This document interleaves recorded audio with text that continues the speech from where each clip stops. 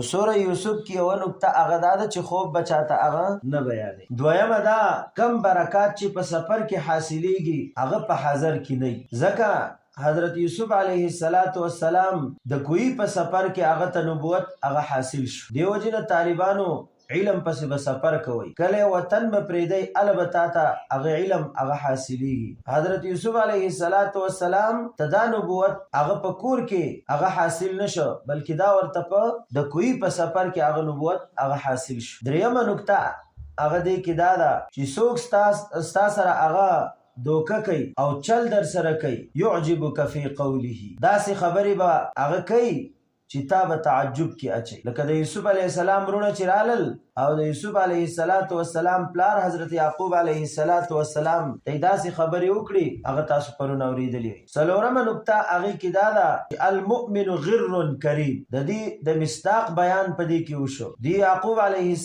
السلام ته خبره وکړه او یعقوب علیه السلام د دې هغه خبره هغه ومنله. پنځمه نقطه په دې کې دا ده د چلباز ذهن هغه ډیر کار هغه نه کوي خبرې تی بیا هیریږي. دیو جن چیرونه هغه رالل د یوسف علیه السلام نو کمیس ولا راوړ روغ ودا شرمخ هغه خوړل دی کمیس ولا واپس راوړ. پغمه نقطه پکې دا ده چې مکر النساء هغه پکې ذکر کی ځکه دا زنانه هغه ډیری چلبازي دي او دا غي په باره کې تاسو پرون د چلبازي خبرې واوري چې خاون وسره هغه ناکاره شي نو بیا هغه وای بچو ته او خپل خاون ته وای خدای چې دا بچوړي مې دي کدا نه نو ما بس چل کو شکر دې چې خدای را د لالیان را کړی دي او چې کله بیا بچي واده وکي او هغه سره پکړه کې کته برشي نو بیا وای خدای چې دا بډا پر خاون مې دي کدا نه نو ما بس چل کو.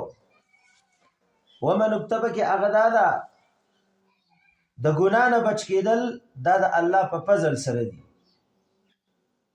اتمه نکته په کې دا ده چې د راز خبره به زنانو ته نه کې او که ودې کړه نو بیا به تمه نه کې ځکه بیا د زنانو دا خبره خوره کړې وه د عزیز مصر د ښځې دا که نه یوې بلې ته بلې ته علما دغلته لیکلي دي چې یو پکې د نایي ښځم وه. نهمه نکته هغه پکې دا ده چې د مسلمان په عیب باندې به هغه پرده اچول پکاري او دا د ټولو نه غټه خبره ده. پرون تاسو ته ما ویلي وو که دې زلیخې هغه څه نه وی ویلی نو یوسف علیه السلام به چېرته د دې پرده هغه نه وه پاش کړي هېڅ به یې نه ویلي. لسمه نکته پکې دا ده بیان د خوړلو د فواکهو یعنی د میوو مخکې د روټۍ نه او کرستو نو هغې کې علما فرمایي چې میوې او پل پروت دا مخکې د روټۍ نه هغه خوراک پکار دی. کټکې به یې ځانه که نه کور والا به یې دله کټکئ نه پخپله به یې کټکې او خوري به یې څه ټایم د روټۍ نه پیلا به یې خوري. زمونږ خلک هغه سړی موړ کې او د هغې نه وروسته پسې فروټ راوړي وایي دا خوره نو دا خو معدې ته په هغې باندې له پاسه بیا هغه تکلیف ورکول دي او د سڼو بوجۍ هغه ډکول دي نو سړی کم ځای دا هغه خوړی شي او کټکۍ به یې ځانه میلمه هغه پخپله چې څومره ترې خوړی شي هغه به کټ کي او وبخوري او نور به په هغه ځای باندې هغه پرېږدي. یو لسمه ته دا خبره معلومه شو دیر مولوي صاحب میلمه ته به هغه بالغ او تکیه هغه دی لکه زلیخې چې کم میلمانه هغه راوستي و زنانه هغې ته یې تکیهګانې ایښودې. ټیک شو. دولسمه دا نکته تی هغه معلومیږي چې په دې کې بیان د یوسف علیه السلام د حسن دی. د حسن بیان په سوره یوسف کې د یوسف علیه السلام کیږي او پیغمبر علیه السلام فرمایي چې کله زه معراج په شپه باندې لاړم او په اسمان کې مې ولیده څلورم کې غالبا نو قد اعطي الله رب العالمین وته هغه ورکړو د نیمې دنیا د خلکو حسن وته الله ورکړو. دیارلسمه تی دا نکته هغه معلومیږي دې خبرې ته پکې اشاره ده چې د مسلمان روح د مسلمان د بدن نه هغه څنګه هغه وزي لکه څنګه چې هغه زنانه د یوسف علیه السلام په عشق کې هغه غرق کی دي او لاسونه هغه پرې کړل او پته ورته هغه ونه لګیدا دغه شانې چې مسلمان نکله هغه روح اوزي او د دنیا نه هغه دی زی نو دی به هغه حوري هغه ویني دغه شان د جنت هغه محلات او بنگلې د هغې په محبت کې به مصروفه شي او دته پته ونه لګي ثابت څه شي هغه وزي څوارلسمه نکته هغه پکې دا ده د دنیا عذاب که هر څومره هغه سخی خو په نسبت د آخرت سره هغه کم دی پنځلسم نمبر نکته هغه دا ده خیانت کول دا خراب شی دی مال کې دغه شان د چا په نفس کې نو ځکه حضرت یوسف علیه السلام هغه خیانت هغه نه دی کړی شپاړسمه نکته هغه دا ده بیان د امانت ته پکې چې امانت یو بهترین عمل دی امانت یو بهترین عمل دی ولسمه نکته پکې دا ده چې الله پاک یو کمال هغه تعالی درکړی نو د هغې اظهار عند قوم هغه کول پکار دی لکه حضرت یوسف علیه السلام له الله رب العالمین علم ورکړی نو هغه بیا ووی اجعلنی علی خزائن الارض ما وزیر خزانه هغه جوړ کړي اتلسمه نکته په دې صورت کې هغه دا ده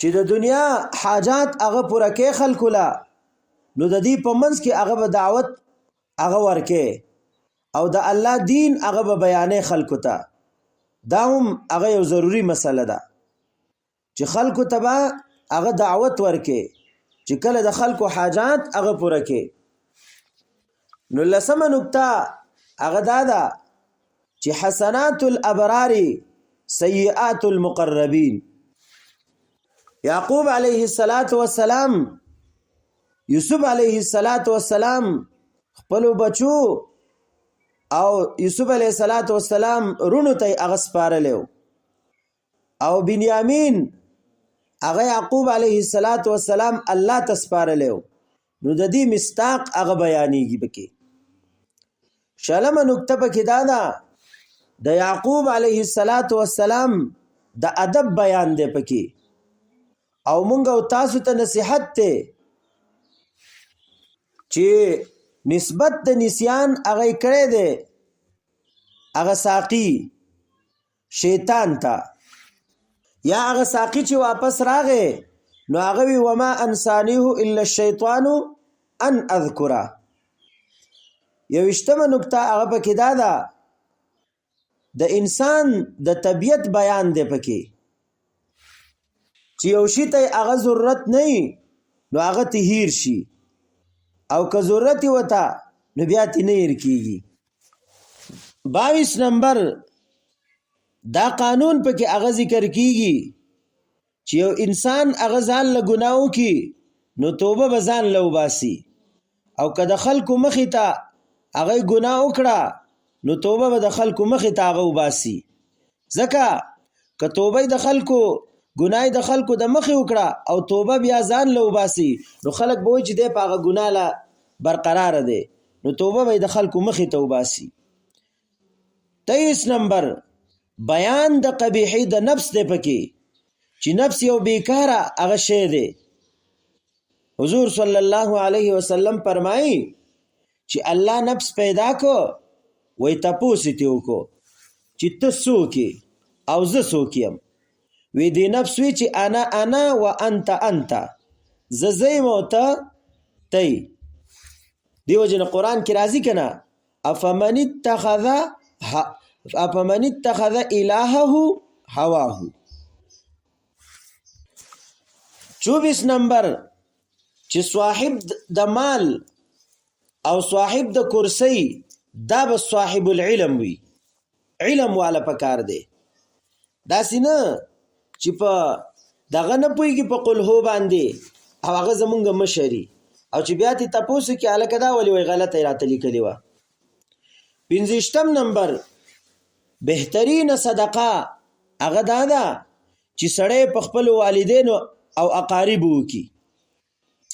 شپږشتم نمبر نقطه پکې دا ده بیان د حیلې شرعي دی پکې چې حیله د حلالو د حل د پاره هغه روا او د حرامو د حل د پاره هغه ناروا ده. یوشتم نمبر نقطه پکې هغه دا ده بیان د بد نظرۍ دی پکې. یوسف علیه السلام پلار د یوسف علیه السلام رونو ته وی لا تدخلوا من باب واحد ودخلوا من ابواب متفرقه. اتیشتمه نقطه پکې هغه دا ده چې توکل منافی د اسبابونه نه دی. یو کم دیرشمه نقطه هغه پکې دا ده بیان د علم د یعقوب علیه السلام پکې ذکر کیږي. دیرشمه نقطه هغه پکې دا ده چې یو سړی د خپل ځان هغه پاکي بیانولی شي او که نشي، نو که ضرورت او ضرورت راغی نو بیا خپل پاکي بیانولی شي. 31 نمبر نقطه هغه پکې دا ده بیان د عاقبت د صبر دی پکې. 32 نمبر نقطه پکې دا ده د الله د رحمت نه ناامید کېدل دا نه دی پکار، ځکه دا ګناه کبیره ده. انه لا ییأس من روح الله الا القوم الکافرون. 33 نمبر نقطه پکې هغه دا ده چې عفو کول د قدرت نه سره د قدرت نه معافي کول چاته سره د چانه د قدرت نه، لکه حضرت یوسف علیه السلام چې هغه عفو وکړه خپل ورونو ته، وی قال لا تثریب علیکم اليوم. 34 نمبر نقطه پکې دا ده بیان د تبرک دی پکې. 35 نمبر نقطه پکې دا ده چې یو سړی په سفر هغه لاړ شي او بیا راشي نو کارګزاري هغه اورول پکار دی او کنه او کارګزاري به اوري. لکه یوسف علیه السلام چې خپل سفر قصه او د خپل سفر بیان هغه خپل پلار ته هغه بیان ک بلکې ټولو ته هغه بیان ک. 36 نمبر نقطه پکې دا ده چې د مرګ تمنا او ارزو دا روا ده او کنه ده. نو که د دنیا د مصیبتونو د وجې نه نو مرګ تمنا به نه کې، او که د حب د لقاء د الله د وجې نه نو بیا خیر دی. 37 نمبر نقطه پکې هغه دا ده د خپلو پلارانو تقلید هغه صحیح دی خو که پلاران هغه نیکانو. 38 نمبر نقطه پکې هغه دا ده چې د قمقلو خلکو نه به اعراض کې. یوسف علیه السلام ته عزیز مصر وی یوسف اعرض عن هذا. یو کم څلوېښتمه نقطه هغه پکې دا ده چې یو ځای هغه ستا دین ته خطر وه او ستا بدن ته خطر وه نو د هغه ځای نه سفر وکړه لاړ شه بل ځای ته. 40مه نقطه هغه پکې دا ده چې د ضرورت په وخت کې د چانه امداد هغه غوښتی شي او که نه شي نو غوښتی شي د ضرورت په وخت کې امداد ښه. 41 نمبر نقطه هغه پکې دا ده چې کله د سړی مور هغه میرنۍ نو حسد اکثر هغه ډیر زیاتی. طالب جان د سلورو کسانو په منځ کې دشمنی دا ذاتی ده، دا قاعده کلیه د ځان سره یاد ساتئ. اگر که ظاهر کې د یو بل سره خیخه یو دبن په منځ کې چې دوه خزي اگر که د یو بل سره ډیری زیاتې خوږي خو د دې په منځ کې دا دشمنی څه ده ذاتی ده. یو نه یو ورځ به خامخا په یو بل باندې چک لګي هر کله شي صحیح ده. دویم چې د چا مورانی هغه جدای نو د دې په مابین کې دشمنی څه ده هغه ذاتی ده. دریم د تر د زامنو په مابین کې دشمنی هغه ذاتی تربوران وته اکثر وایخه. او سلورم د امام او د مقتدیانو په مابین کې دشمنی څه ده هغه ذاتی ده. دیو جن تاسو وګورئ اکثر دا مقتدیان چې امام سره مسله راشي نو وای په یو منټ یا رسته ودرېدلې وي یا مخکې ودرېدلې وي یا چې د مانځه ته 2 منټه پاتې شي او داس لاړ. اوس په دې خبرو باندې څوک یو بل سره شر کوي، دا خو د شر خبرې نه دي کنه، خو د دې په مابین کې دا دشمنی چې دا هغه ذاتی ده. 42 نمبر نقطه په کې هغه دا ده چې بیان د وصلت او د فرقت ته بکی. 43 نمبر نقطه هغه په کې دا ده چې بیان د سختی زندګۍ او بیان د نرمي زندګۍ دی پکې. 44 نمبر بیان د سفر د عاشق دی پکې، بیان د سفر د عاشق دی پکې. دیو جن طالبانو لا د عاشقۍ زندگی هغه پکار ده، خو د معشوق زندگی ولا هغه نه ده پکار. ولی عاشق سړی همیشه وږي او معشوق سړی همیشه صحیح موړي. عاشق سړی همیشه شونډي وچی او معشوق سړی بخګلې غوړي کړي. عاشق سړی هغه مخ به تک توري غرمو به وهلې او د معشوق سړی مخ به تک سپینی برابر وي.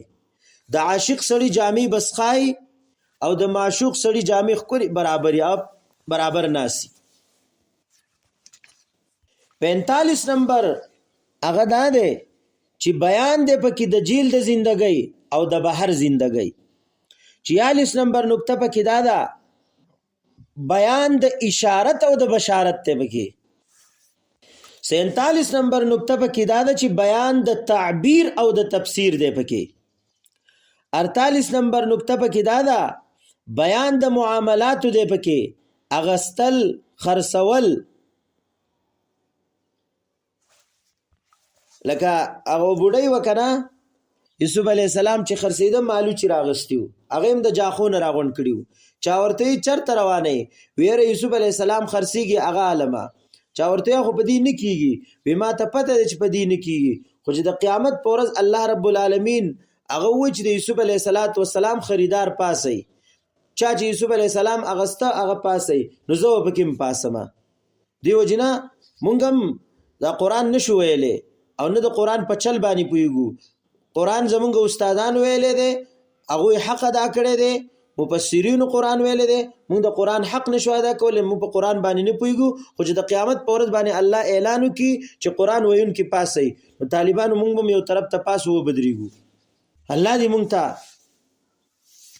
دارا نصیب کې چې مونږ یو طرف ته د قران والا سره هغه ولاړو. دا به زمونږ لپاره لوی د اعزاز وخی.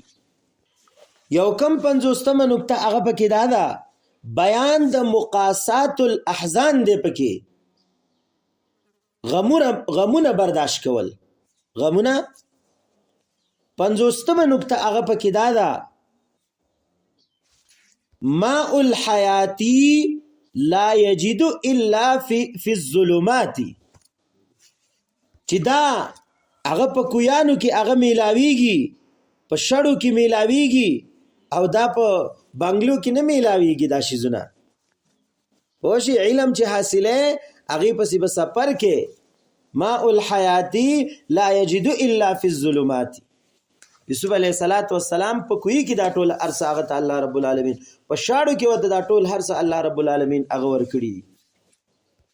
او 51 نمبر نقطه په کې هغه دا ده پدې کې پیغمبر علیه السلام ته تسلی ده.